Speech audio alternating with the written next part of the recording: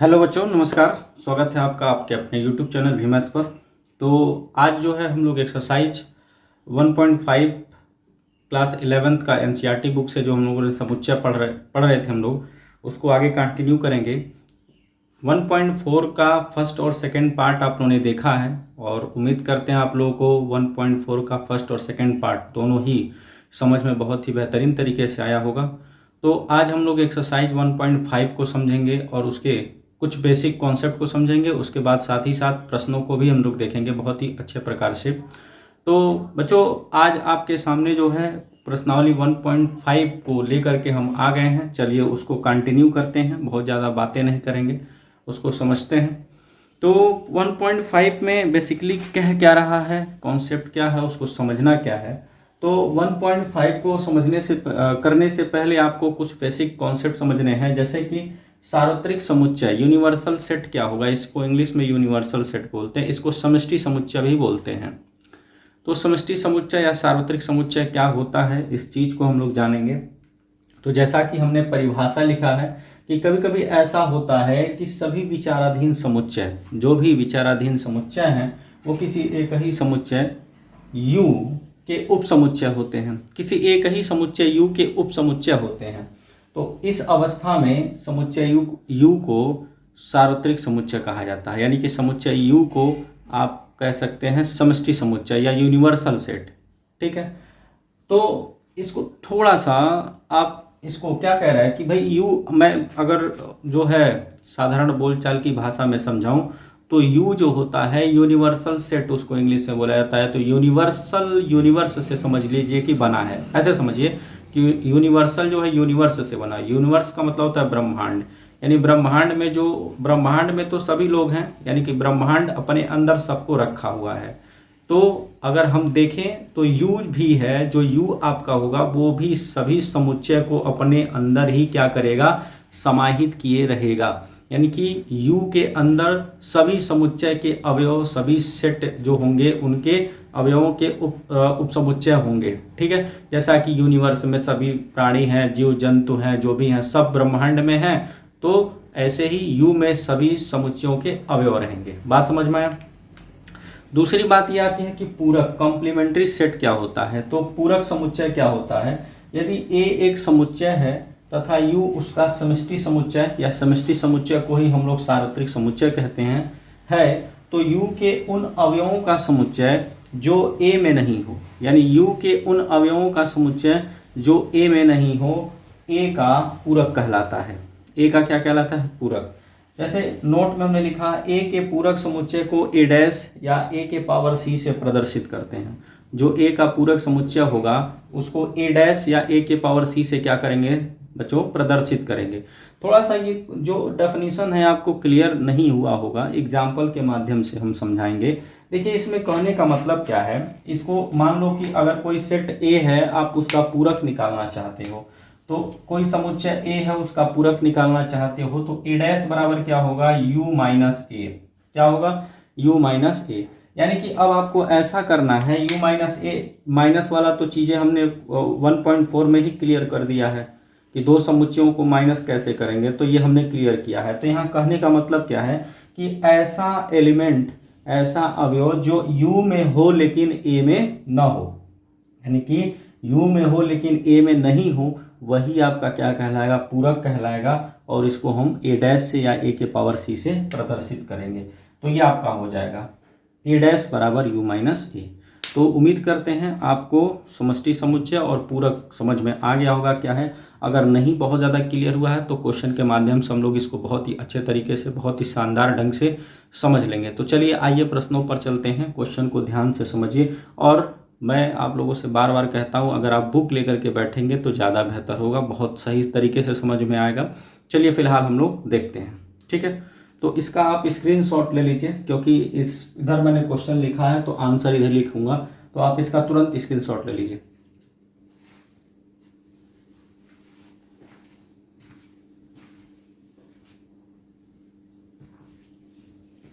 चलिए स्क्रीनशॉट ले लिया होगा, मैं इसको कर देता हूँ इरेज। तो अब इसके बाद जो है हम लोग इसके सॉल्यूशन को देखते हैं। जो क्वेश्चन हमारा फर्स्ट नंबर क्वेश्चन कह रहा है उसको हम लोग देखेंगे साथियों। तो क्वेश्चन क्या है, देखो प्रश्न पहला कह रहा है, उसको मैं पढ़ देता हूँ, आप ध्यान से समझिएगा कि क्वेश्चन नंबर 1 क्या है। कह रहा मान लीजिए कि ए एक आप मान लीजिए कि यू आपका एक सेट है जो दिया हुआ है 1 से 9 तक अवयवों को। फिर बोल रहा है कि एक सेट ए है और एक सेट बी है, एक सेट सी है। तो निम्नलिखित के मान बताने हैं आपको, निम्नलिखित के यानी A dash B dash A union C dash, A union C का whole dash, A union B का होल डैश, ए डैश का डैश, फिर छठवां आपका है बी माइनस सी का होल डैश। तो चलिए समझते हैं इसको बहुत ही आसान और बहुत ही शानदार तरीके से। तो मैं पहले क्वेश्चन की तरफ चलता हूं। फर्स्ट नंबर क्वेश्चन आपका बोल रहा है ए डैश निकालिए, आपको इसका मान निकालना है। तो ए डैश बराबर क्या होगा, तो ए डैश बराबर आपका होगा साथियों यू माइनस ए, यानी कि यहाँ देखो जिसका डैश निकालना है उसी समुच्चय को यू में से क्या करेंगे, घटा देंगे। यानी कि जिसका आपको पूरक निकालना है उसी सेट को यू में से क्या करेंगे, घटा देंगे। यू यहाँ क्या है, सार्वत्रिक समुच्चय या इसको सर्वनिष्ठ समुच्चय भी कह सकते हो। तो सर्वनिष्ठ समुच्चय में से दिए गए जो जिसका आपको पूरक निकालना उस अवयव को, उस समुच्चय को घटाना है। तो चलिए ए डैश की बात करते हैं। तो u आपका समुच्चय u क्या है, यानी कि u आपका है जो सार्वत्रिक समुच्चय है 1 से 9 तक, 1 2 3 4 5 6 7 8 और 9। फिर यहाँ माइनस करना है समुच्चय a, सेट a को। तो सेट a क्या है 1 2 3 4 तक है। अब आपको इसका ए डैश निकालना है। तो ए डैश क्या हो जाएगा, ऐसा अवयव जो इस समुच्चय में हो, यानी कि ऐसा अवयव जो u में हो लेकिन a में नहीं हो, वही आपका होगा। तो देखो भाई ऐसा कौन है जो u में है लेकिन a में नहीं है, तो आपका 5 6 7 8 9 ये ऐसे अवयव हैं जो सिर्फ और सिर्फ समुच्चय u में है लेकिन a में नहीं है, यानी जो सिर्फ और सिर्फ सार्वत्रिक समुच्चय सर्वनिष्ठ सम्मिश्र समुच्चय में है लेकिन a में नहीं है। तो यही आपके क्या हो जाएंगे, ए डैश, यही आपका पूरक हो जाएगा किसका, समुच्चय ए का। क्लियर है बात, चलिए क्लियर हो तो बताइएगा। चलिए अब आते हैं क्वेश्चन नंबर 2 की तरफ। 2 आप समझ गए होंगे, 2 मैं होमवर्क दे देता हूं, चलो लिख करा ही देता हूं। 2 भी बी डैश निकालना है। तो बी डैश निकालने के लिए u माइनस बी करोगे, भाई जो भी आपका यहाँ पर समुच्चय होगा उसी को उसमें से घटाना है। तो बी डैश u की वैल्यू क्या है, 1 से 9 तक है, यानी 1 2 3 4 5 6 7 8 और 9 है। फिर माइनस समुच्चय b करना है। तो 2 4 6 2 4 6 8 हो जाएगा। यानी अब यहाँ से आप घटाओगे तो बी डैश क्या आ जाएगा, ऐसा समुच्चय जो u में हो लेकिन a में ना हो। तो भाई a में कौन कौन है ऐसा जो u में नहीं है, या u में ऐसा कौन है जो a में नहीं है। तो आपका 1 हो गया, 3 हो गया, 5 हो गया, 7 हो गया, फिर 9 हो गया। देखो 1 3 5 7 9 ये ऐसे समुच्चय हैं जो आपके u में है लेकिन a में नहीं है। तो यही आपके क्या हो जाएंगे, बिल्कुल आंसर हो जाएंगे। ठीक है, चलिए स्क्रीनशॉट लीजिए इसका, फिर मैं आता हूँ तीसरे नंबर प्रश्न पर। तुरंत स्क्रीनशॉट ले लीजिए। चलिए भाई हो गया होगा स्क्रीनशॉट, अब इसको इरेज कर देते हैं। क्वेश्चन नंबर 3 की तरफ चलेंगे। क्वेश्चन नंबर 3 क्या कह रहा है उसको हम लोग देखेंगे और समझेंगे भी कि क्वेश्चन नंबर 3 आपके सामने लिख रहा हूं मैं, क्या बोल रहा है ये। तो बोल रहा है आपसे ए यूनियन सी का होल डैश निकालिए, ए यूनियन सी का होल डैश। तो सबसे पहले प्रश्न आंसर वो फार्मूले को बना लो। आपको निकालना क्या है, ए यूनियन सी का होल डैश। तो साथियों इसको सर्वनिष्ठ समुच्चय यानी सार्वत्रिक समुच्चय यू में से घटाना पड़ेगा। किसको घटाएंगे, जो यहाँ सेट होगा उसी को। तो सेट क्या है, ए यूनियन सी है। क्या है, ए यूनियन सी, यानी कि आपको ए यूनियन सी का होल डैश निकालने के लिए ए यूनियन सी को यू में से घटाना पड़ेगा। क्या करना पड़ेगा, यू में से घटाना पड़ेगा। तो सबसे पहले इस चीज को निकालने के लिए दोस्तों आपको ए यूनियन सी पता होना चाहिए। क्या पता होना चाहिए, ए यूनियन सी। तब अगर आपको ए यूनियन सी पता होगा तभी आप यू में से उसको घटा के निकाल सकते हैं। तो फर्स्ट ऑफ ऑल हमारा काम क्या होगा, ए यूनियन सी निकालना। तो चलिए ए यूनियन सी निकालते हैं। आप इसको चाहे तो इक्वेशन 1 दे सकते हैं ताकि बाद में आपको समस्या ना हो। तो चलो भाई ए यूनियन सी निकाल लो। तो ए यूनियन सी निकालोगे जब, तो होगा क्या, समुच्चय ए क्या दिया हुआ है 1 2 3 4 है और यूनियन लेना है सी से, तो समुच्चय सी क्या दिया हुआ है 3 4 5 और 6, ये आपका है।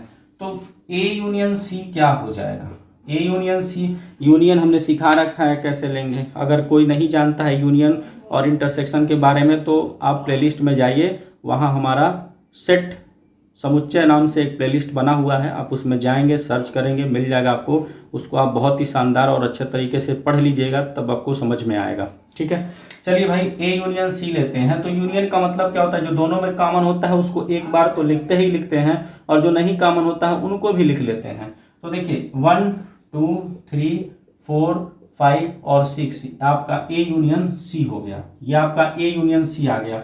अब आप समीकरण 1 से बात करेंगे तो देखिएगा समीकरण 1 से हम क्या कर देते हैं, समीकरण 1 से ए यूनियन सी का होल डैश बराबर यू क्या है, यू आप रख लीजिए, तो यू आपका है 1 से 9 तक, 1 2 3 4 5 6 7 8 9 माइनस, तो ये ए यूनियन सी आपको निकालना है, तो ए यूनियन सी का आपने मान निकाला है तो ए यूनियन सी के जगह ये रख दीजिए, तो 1 2 3 4 5 6 ये आपका ए यूनियन सी हो गया। तो दोस्तों अब ए डैश ए यूनियन सी का होल डैश क्या आ गया, तो भाई ऐसा अवयव जो इसमें हो यू में हो लेकिन ए यूनियन सी में नहीं हो, तो क्या है 1 से 6 तक तो है ही, 7 8 9 नहीं है, तो 7 8 9 आपका क्या हो जाएगा, आंसर हो जाएगा इस प्रकार से 7 8 9। तो ले लीजिए इसका स्क्रीनशॉट, फिर आते हैं नेक्स्ट क्वेश्चन पर।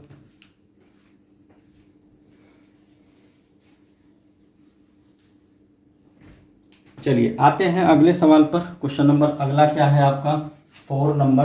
तो 4 नंबर देखो भाई 4 नंबर आपका होमवर्क रहेगा, ये 4 नंबर बिल्कुल आपका होमवर्क रहेगा, डिक्टो इसी तरीके से लगेगा ए यूनियन सी का होल डैश से। मैं अब आ जाता हूँ 5 नंबर सवाल पर। तो अगर वीडियो पसंद आ रही हो तो लाइक शेयर और सब्सक्राइब जरूर कीजिएगा, अपने दोस्तों के पास भी अपने ग्रुप में उसको शेयर कीजिए। चलिए आते हैं क्वेश्चन नंबर 5 पर। क्वेश्चन नंबर 5 क्या कह रहा है उसको देखिए, बोल रहा है ए डैश का होल डैश निकालना है आपको, ए डैश का होल डैश। तो सबसे पहले दोस्तों आप ए डैश निकाल लीजिए, क्या निकाल लीजिए ए डैश। तो ए डैश क्या होगा यू माइनस ए होगा, ए डैश ही पूरक है याद रखिएगा, तो ए डैश बराबर यू क्या है 1 2 3 4 5 6 7 8 9 ये यू है, माइनस ए क्या है तो 1 2 3 4 आपका ए है, तो यहाँ से ए डैश क्या निकल के आ जाएगा, ऐसा अवयव जो यू में हो लेकिन ए में ना हो, तो 1 से 4 तक तो दोनों में है, तो कहाँ से नहीं है 5 6 7 8 9 ये आपका ए यूनियन। अच्छा ये देखो पीछे निकाला भी था, अगर नहीं निकालोगे तो पीछे से लाके रख सकते हो तो और ज़्यादा छोटा हो जाएगा। ठीक है, अब आपको क्या कह रहा है ए डैश का होल डैश निकालना है, ए डैश का होल डैश। तो ए डैश का होल डैश निकालने के लिए यू में से ए डैश को घटाना पड़ेगा। भाई ये ना अब हमारे लिए समुच्चय का काम कर रहा है, ये हमारा समुच्चय ए डैश हो गया, उसको उसमें से घटाएंगे, तो ए डैश का होल डैश आपका हो जाएगा, यू आपने क्या लिया 1 से 9 तक, तो 1 2 3 4 5 6 7 8 9 ये आपका यू हो गया, माइनस ए डैश क्या निकाला तो 5 6 7 8 9 ये आपने ए डैश निकाला, तो भाई यहाँ से ए डैश का होल डैश कितना निकल के आ गया, तो 5 से 9 तक तो दोनों में है, तो क्या नहीं है 1 2 3 और 4 ये आपके आंसर हो गए। तो इस प्रकार से आपने ये वाला भी कर लिया। अच्छा बी माइनस सी का होल डैश भी निकालना मैं सिखा देता हूँ, ठीक है, ले लीजिए इसका स्क्रीनशॉट। उसके बाद आते हैं क्वेश्चन नंबर 6 पर। चलो भाई हो गया होगा, आ जाओ क्वेश्चन नंबर 6 पर। क्वेश्चन नंबर 6 क्या है उसको देखते हैं। तो क्वेश्चन नंबर 6 क्या है आपका, बोल रहा है बी माइनस सी का होल डैश निकालना है, बी माइनस सी का होल डैश। तो बी माइनस सी के होल डैश का मतलब क्या है, u में से b माइनस सी को घटाना पड़ेगा। तो सबसे पहले तो आपको b माइनस सी निकालना है, तो b माइनस सी निकाल लो भाई, b माइनस सी आपको निकालना है। तो समुच्चय b क्या है तो 2 4 6 8 समुच्चय b है, माइनस समुच्चय c क्या है तो 3 4 5 6 है, 3 4 5 और 6 आपका बी है, सी है। तो बी माइनस सी क्या होगा, ऐसा अवयव जो बी में हो लेकिन सी में ना हो। तो बी में हो लेकिन सी में ना हो, तो कौन है बी में लेकिन सी में नहीं है, एक तो 2 हो गया। दूसरी बात अगर कर लो 4 और 6 तो है 8 है, यानी 2 और 8 समुच्चय बी में है लेकिन सी में नहीं है। तो बी माइनस सी का मतलब क्या है, जो बी में हो लेकिन सी में ना हो। तो 2 यहाँ है इसमें नहीं है, तो 2 हो गया हमारा। फिर 8 है इसमें लेकिन इसमें नहीं है, तो 8 हो गया, बाकी सब तो उसमें है। ठीक है, तो अब आपको निकालना क्या है, b माइनस सी का होल डैश। तो ये क्या हो जाएगा, u माइनस बी माइनस सी। तो दोस्तों b माइनस सी का होल डैश कितना आ गया, u आपका क्या है 1 2 3 4 5 6 7 8 9, ये आपका u हो गया, माइनस b माइनस सी क्या है 2 और 8। तो अभी इसका आप निकाल लीजिए, b माइनस सी का होल डैश कितना आ जाएगा, u में हो लेकिन ए सी बी माइनस सी में ना हो। तो कौन है 2 और 8 बस नहीं है, बाकी सब लिख दीजिए। तो 1 3 4 5 6 7 और 9, ये आपका हो गया आंसर। तो इस प्रकार से क्वेश्चन नंबर फर्स्ट को हम लोगों ने कर लिया कंप्लीट। अब हम क्वेश्चन नंबर सेकंड की तरफ चलते हैं, तब तक आप इसका स्क्रीनशॉट लीजिए, उसके बाद मैं क्वेश्चन लिखूंगा, फिर क्वेश्चन नंबर सेकंड की बात करेंगे हम लोग।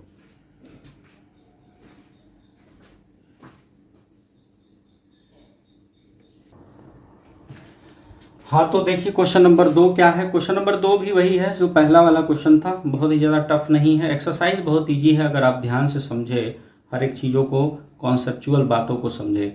देखिए अब आप जो है बुक लेकर के बैठिए, हर एक प्रश्न को मिलाइए, एनसीईआरटी की पूरी बुक से ये सीरीज हम चला रहे हैं और बहुत ही बेहतरीन ढंग से हम लोग चलेंगे। अगर आपको पसंद आ रहा है वीडियो तो लाइक शेयर और सब्सक्राइब जरूर कीजिएगा, जब पसंद आए तभी कीजिए, ज़बरदस्ती नहीं है। अगर नहीं पसंद आता है तो कोई दिक्कत नहीं है, आप चले जाएंगे, कोई समस्या नहीं है। देखिए दूसरा है, कह रहा है यदि u बराबर एक, आपको एक सार्वत्रिक समुच्चय u दिया है तो निम्नलिखित समुच्चयों के पूरक बताना है। यानी कि आपको a दिया है, b दिया है, c दिया है, d दिया है, तो आपको पूरक निकालना है। यानी कि a का पूरक, b का पूरक, c का पूरक और d का पूरक क्या होगा, आपको ये बताना है। चलिए पहले नंबर क्वेश्चन को ही देख लेते हैं। फर्स्ट नंबर क्वेश्चन आपका, भाई आपको a डैश निकालना है, a का पूरक तो क्या होगा u माइनस ए। तो a डैश क्या होगा, u आपका है ए बी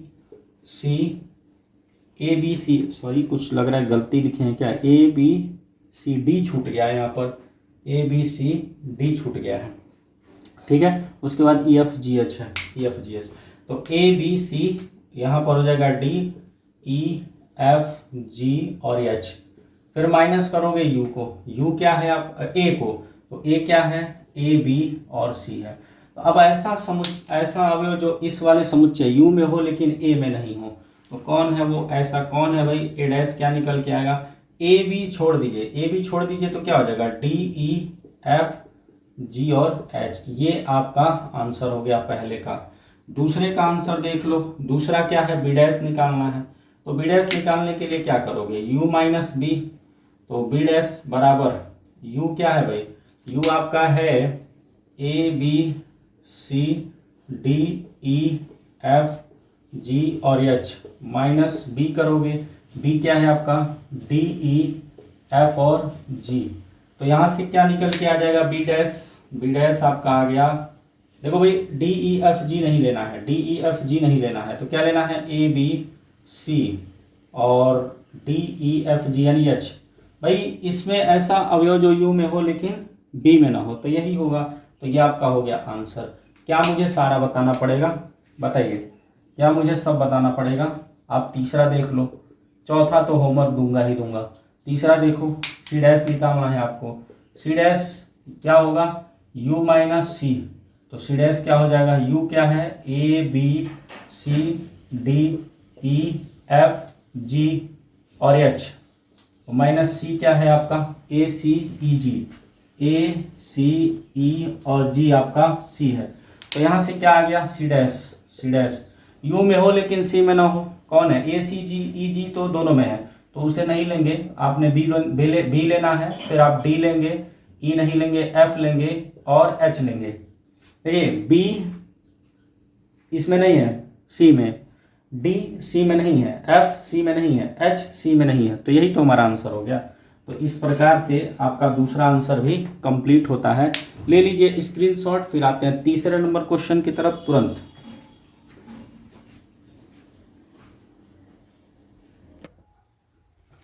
देखिए क्वेश्चन नंबर 3 क्या है, क्वेश्चन नंबर 3 को समझते हैं। क्वेश्चन नंबर 3 है, प्राकृतिक संख्याओं के समुच्चय को सार्वत्रिक समुच्चय मानते हुए निम्नलिखित के पूरक लिखिए। देखिए जो प्राकृतिक संख्या है ना, उसको आप सार्वत्रिक समुच्चय मान लीजिए, यानी कि ऐसा मानिए कि प्राकृतिक संख्या में ही सब कुछ है। प्राकृतिक संख्या को यू मानने के लिए बोल रहा है, यानी आपसे कह क्या रहा है, मैं यहीं पे आंसर सबका बारी बारी से लिखूंगा, आप स्क्रीनशॉट लीजिएगा। चलिए सबसे पहले यू दिया हुआ है, यू जो है यक्स सच दैट यक्स सभी प्राकृतिक संख्याओं का समुच्चय है। सभी प्राकृतिक संख्याएं हैं, यानी कि u आपका प्राकृतिक संख्या है, यानी प्राकृतिक संख्या को ही आपको u मानना है, ऐसा बोल रहा है। तो पहला वाला क्वेश्चन क्या है, पहले वाले क्वेश्चन का आपको पूरक लिखना है। तो यक्स सच दैट यक्स एक प्राकृतिक सम संख्या है। तो ये बताओ अगर इसका आपको पूरक निकालना हो, पहले वाले का, यहाँ समझना, पहले का पूरक, अगर आप इसका पूरक निकालोगे तो पूरक क्या होगा। देखो आंसर मैं डायरेक्ट लिख रहा हूँ भाई, u में से इसको घटाना पड़ेगा। बताओ u में से इसको घटाना पड़ेगा तभी ना इसका पूरक आएगा। तो u में क्या है, सभी प्राकृतिक संख्या हैं, सम वाली भी और विषम वाली भी, सभी प्राकृतिक संख्या है। लेकिन इसमें क्या बोला है कि x सच दैट x एक प्राकृतिक सम संख्या है। तो भाई सम वाला भी इसमें है और इसमें भी है, तो कौन सा इसमें है जो इसमें नहीं है, तो विषम वाला। तो आंसर क्या हो जाएगा आपका, विषम वाला हो जाएगा। यानी कि पहले का आंसर हो जाएगा x सच दैट x एक विषम प्राकृतिक संख्या। क्या हो जाएगा, विषम प्राकृत संख्या। तो विषम प्राकृतिक संख्या आपका पहला वाला का आंसर हो गया। दूसरे वाले की बात करो तो दूसरे वाले का आंसर क्या होगा, कह रहा है x सच दैट x एक प्राकृतिक विषम संख्या है। तो भाई इसमें से अब इसको घटाना पड़ेगा, दूसरे वाले को u में से। तो u में से दूसरे वाले को घटाओगे तो दूसरे वाले में सम वाला भी है, विषम वाला भी है। तो विषम वाला तो दोनों में कॉमन हो गया, तो कौन सा वाला नहीं है दोनों में, सम वाला। तो दूसरे का आंसर क्या हो जाएगा, यक्स सच दैट यक्स एक सम प्राकृतिक संख्या। क्या, सम प्राकृत संख्या। तो ये आपका दूसरे का आंसर हो गया। तीसरे के आंसर की बात करो तो तीसरा क्या है, यक्स सच दैट यक्स संख्या 3 का एक धन गुणज है। देखिए अब आपको संख्या 3 का धन गुणज का पूरक निकालना है। तो संख्या 3 का धन गुणज क्या होगा, तो ऐसा आपको अब अवयव लेना है जो 3 का गुणज ना हो। तो इसमें देखिए इसमें 3 के गुणज भी आएंगे, तो जो 3 के गुणज नहीं होंगे वही होंगे। तो अब आपको आंसर क्या लिखना है, आपको आंसर लिखना है कि x such that x belongs to natural number, और संख्या 3 का गुणज नहीं होना चाहिए। संख्या 3 का गुणज नहीं है, संख्या 3 का गुणज नहीं होगा। भाई इसमें 3 का गुणज है, तो 3 का गुणज जो नहीं होगा वही ना ये आपका आंसर होगा। तो अब देखो चौथे की बात करें, फोर्थ नंबर का, तो 4 क्या है, यक्स सच दैट यक्स 3 और 5 से विभाजित होने वाली एक संख्या है। तो 3 और 5 से विभाजित करने वाली संख्या इसमें भी है, और 3 और 5 से नहीं विभाजित करने वाली भी संख्या है। तो इसमें जो है u में ऐसा एलिमेंट जो u में हो लेकिन इसमें ना हो, तो कौन है भाई, दोनों में कॉमन 3 और 5 से विभाजित वाला है। तो 3 और 5 से नहीं विभाजित वाला भी वही तो आपको आंसर लेना है। तो वही आपका क्या हो जाएगा, आंसर हो जाएगा। ठीक है, तो क्या हो जाएगा, यक्स सच दैट यक्स संख्या 3 और 5 से विभाजित ना हो, विभाजित न हो, नहीं हो, वही तो लेना है। 3 और 5 से विभाजित नहीं हो वही आपको लेना है। पांचवा क्या हो जाएगा आपका, पांचवा बोला है एक्स सच दैट एक्स एक पूर्ण वर्ग संख्या हो। तो पूर्ण वर्ग संख्या हो आपको ऐसा लेना है। देखिए पांचवें की बात करते हैं, यानी कि ऐसा लेना है जो पूर्ण वर्ग संख्या हो। इसमें पूर्ण वर्ग संख्या बोला है, तो भाई इसको जब इसमें से घटाओगे तो u में जो पूर्ण वर्ग संख्या नहीं है वही ना आपका आंसर होगा। तो यहाँ आंसर हो जाएगा यक्स सच दैट यक्स एक पूर्ण वर्ग संख्या न हो, पूर्ण वर्ग संख्या न हो, नहीं हो, वही लेना है आपको। ठीक है, अब बात करते हैं छठवें नंबर का, दिख रहा होगा उम्मीद करते हैं नीचे तक। छठवां क्या है, तो x सच दैट x एक अभाज्य संख्या है। तो भाई x सच दैट x एक अभाज्य संख्या है, तो अब आपको इसमें से अभाज्य वाले को घटाना है। तो जो अभाज्य नहीं है वही आंसर होगा इसका। तो क्या हो जाएगा, यक्स सच दैट यक्स एक अभाज्य संख्या नहीं लेनी है, यानी कि सम अभाज्य संख्या नहीं हो तो क्या हो, भाज्य संख्या हो। क्या लिख सकते हो, भाज्य संख्या हो, भाज्य संख्या। ठीक है, इतना आप स्क्रीनशॉट लीजिए, इसका स्क्रीनशॉट ले लीजिए। चलिए अब हम आते हैं इसके आगे, इसको इरेज कर दे रहे हैं, इसके आगे वाले पार्ट पर चलते हैं। तो इसका अगला क्वेश्चन क्या है, तो आपका 7वां नंबर कह रहा है कि x सच दैट x एक पूर्ण घन संख्या है। x सच दैट x क्या है, एक पूर्ण घन संख्या है। तो आपको आंसर क्या लेना है, x सच दैट x एक पूर्ण घन संख्या नहीं है, घन संख्या नहीं है, यही तो आपका आंसर हो जाएगा। फिर हम बात करते हैं 8वें का। तो 8वां क्या है आपका, 8वां है x such that x plus 5 बराबर 8, x प्लस 5 बराबर 8, यानी कि अब इसका आंसर क्या होगा भाई, x प्लस 5, x के जगह अगर 1 रखोगे यानी कि x ऐसा क्या रखो 5 हो जाए, तो 3 रखोगे, क्या रखोगे 3, 3 और 5 क्या हो जाएगा 8 हो जाएगा। बात समझ में आया, यानी कि 3 को छोड़ कर लेना है, तो इसका आंसर क्या हो जाएगा, x such that x does not equal to 3, ये आपका आंसर हो जाएगा। ठीक है भाई, इसमें हो लेकिन इसमें ना हो, तो ये 3 इसमें क्या है, इसमें जो है आपका 3 और 5 मिलकर के 8 होने वाला है, तो 3 नहीं रखेंगे तभी ना इसमें होगा, तो जो नहीं है इसमें वाला आंसर होगा। अब आपका 9वें की बात करो, तो 9वां सवाल क्या है, x such that x 2x plus 5 is equal to 9 है, 2x plus 5 is equal to 9। ठीक है, तो इसका क्या लोगे भाई, देखो 2x प्लस 9 बराबर 2x प्लस 5 बराबर 9 है, तो इसको लेना है। थोड़ा सा समझिए इसको कैसे करेंगे।